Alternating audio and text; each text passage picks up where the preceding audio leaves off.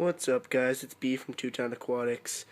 Sorry about not having posting any videos for a while, but as some of you may have guessed, I am a college student, so I've been going to school, and I live pretty close to home, so I entrusted my tanks into the hands of my mom. God bless her, but boy, it seems like the minute I left, something went wrong. Now, it wasn't her fault, but my filter just so happened to stop working. So what happened was, this tank, my treasured 60-gallon, was without a filter for about a week and a half, 2 weeks. And as you know, I have an inline diffuser on this tank, and so not only was my filter not working, but my CO2 diffusion was also not working. So this tank was basically just sitting here. All the plants were melting. I mean, my Aponogeton, it probably looks the same as what it did in the last video, so it looks like it hasn't grown, but that thing was literally covering half the tank, and I had to cut most of it back. There was detritus and like dead plants and tons of crap on the bottom, and it just looked pretty bad. There's algae growing, and of course the filter was not working. So last night I took it apart. I had bought a new impeller, and I still couldn't get it to prime. So what I did was I took off the glass tubes, which I ended up breaking the intake. I literally curb stomped it on my way to get a bucket for the water change. So that's awesome, $85 down the drain. But I just decided to go back to my old filter pipes, and I managed to get the filter back up and running. So I did a water change, I pruned some plants, and it actually doesn't look too bad right now. So yeah, just the fact that none of my fish died and my tank was able to kind of recuperate so fast just shows that you don't have to panic if something does go wrong, but at the same time you have to stay on top of it, because with a high-tech system like the one I'm running, if one thing stops working, it throws everything out of balance. I mean, if you have a low-tech setup like low lights, no CO2, then you don't really have to worry as much because there's not as much going into it.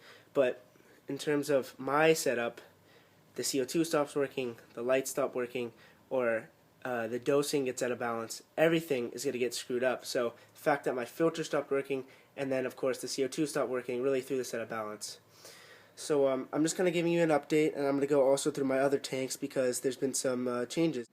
So this is my yellow shrimp tank, 10-gallon. I think I have one video about it right when I set it up, and I mean, this tank is just doing amazing. I have no CO2, I dose nothing on it, and I just have this one LED, Stark LED strip on it. I think it's 6000K, and I mean, the dwarf sage is just going crazy, and this flame moss, I mean, I've never had moss that's looked this good. I'm going to give a shout out to Nature Aquarium in Santa Monica. If you're in Santa Monica, California, go check it out because they have some amazing show tanks, and that's where I got this flame moss for a good price. I think it was like $6, and that's pretty cheap for this quality, and like it's just grown amazing. So I'm pretty happy with this tank. I just run a sponge filter and then a hang over the back, so everything's looking good in here. And actually, one of my yellow shrimps is buried. I don't think there's any baby shrimp in there yet, but there will be soon, so that's great news. Here is my other 10-gallon shrimp tank. In this one I have red cherry shrimp.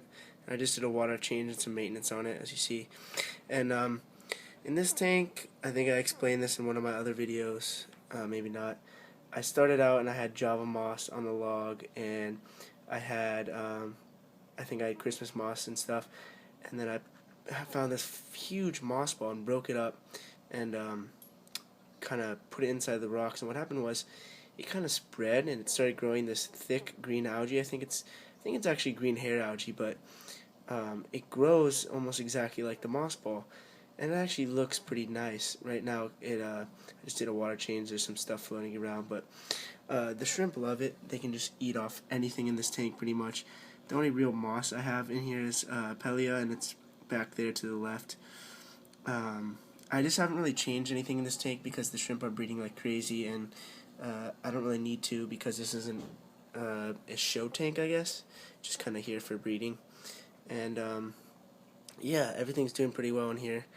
And hopefully, like I said, I'll have some yellow shrimp breeding soon.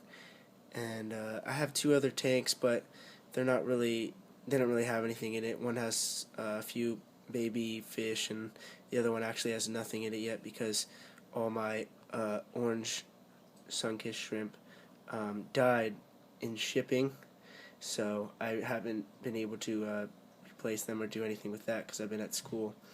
So yeah, I hope you guys liked the video and the update, and hopefully nothing else goes wrong with my big 60-gallon, and I'll try to keep you guys updated as much as possible. Alright, thank you and have a good day.